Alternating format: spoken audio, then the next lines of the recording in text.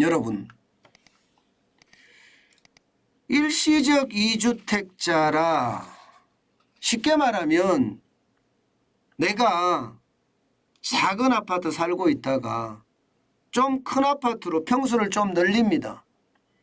그러면 사고 파는 사이에 잠깐 동안 일시적 이주택자가 됩니다.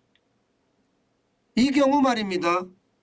이 경우 아무래도 좀 큰 평수로 늘려갈 때 대출을 받을 수가 밖에 없잖아요. 실제로 말입니다. 주택담보대출 일종인 보금자리 론 많이 받습니다. 실제 한 3억 정도 받아서 만약에 샀다고 가정을 해보자고요. 그러면 이거 빨리 안 팔면 기존에 갖고 있는 주택을 빨리 안 팔면 3억 대출 말입니다. 이거 회수 들어옵니다. 그렇기 때문에 기존 주택을 빨리 팔기 위해서 갖은 노력을 다 하거든요. 그런데 시장에서는요 난리가 났습니다. 이렇게 말입니다. 작년 8월부터 건매로 내놨는데 아직도 사겠다는 사람이 없다. 집 사겠다는 사람이 없는 거예요. 나는 보금자리 론을 받아서 신규 주택을 구입을 했습니다. 그런데 사겠다는 사람이 없으면 어떻게 되나요? 이제 난리 나는 거예요.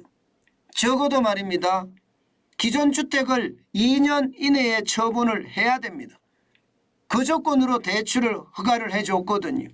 그런데 이거를 만약에 못하면 진짜 심각한 상황에 내몰리게 되거든요. 실제로 말입니다. 실제로 주택금융공사에서 말입니다. 주택 보유수 관련한 유의사항을 이미 발표를 했어요. 기존 주택 또는 추가 주택을 처분 기한 내에 처분하지 않거나, 이거 참 희한하죠. 주택 소유에 대한 확약 내용이 사실과 다른 것으로 확인된 경우에는 기한 이익 상실 처리됨을 반드시 채무자에게 고지 후에 대출거래 약정서에 자필 서명 또는 날인토록 함 이렇게 되어 있습니다.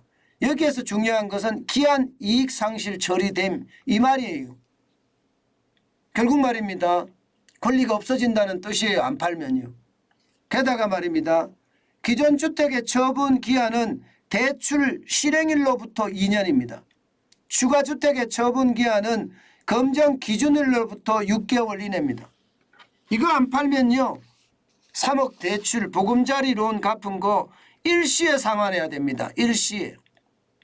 게다가 앞으로 3년간 보금자리 론을 사용할 수도 없습니다.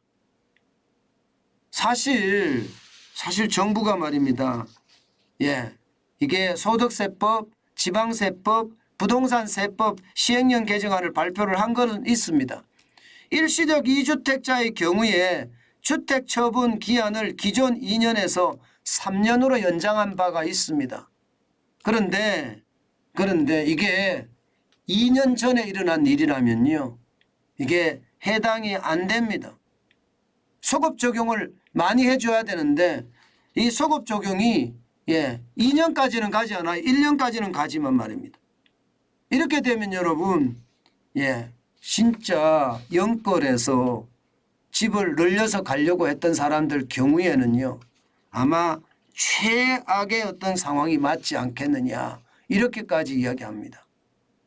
일시적 이주택자 중에 보금자리 론을 받은 사람들 참 많은데 모두가 하나같이 나 대출 어쩌야 되지? 집이 팔려야지 내가 대출을 갚거나 아니면 대출을 내가 유지할 수 있는데 집을 못 팔면 한꺼번에 갚아야 되니까 거기에 대한 충격이 커지지 않겠느냐 이렇게까지 이야기합니다.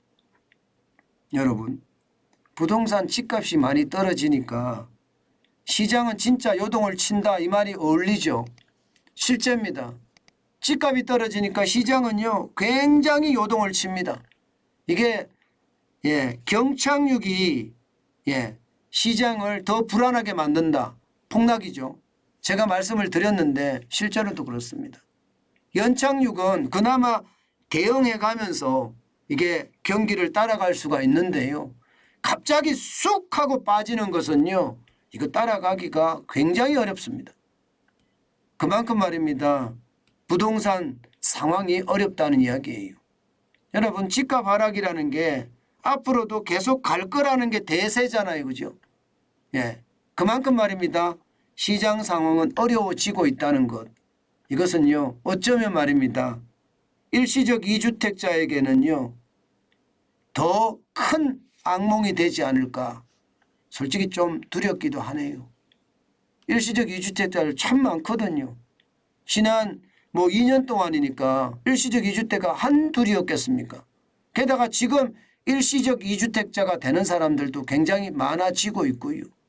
그나마 정부가 3년으로 늘려서 이런 최악의 경우는 면한다고 하지만 이 3년으로 늘리는 조건 중에 소급 적용이 안 되는 사람들은요.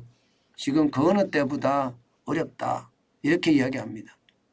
시장은요. 그만큼 불안해지고 있다. 이런 뜻입니다.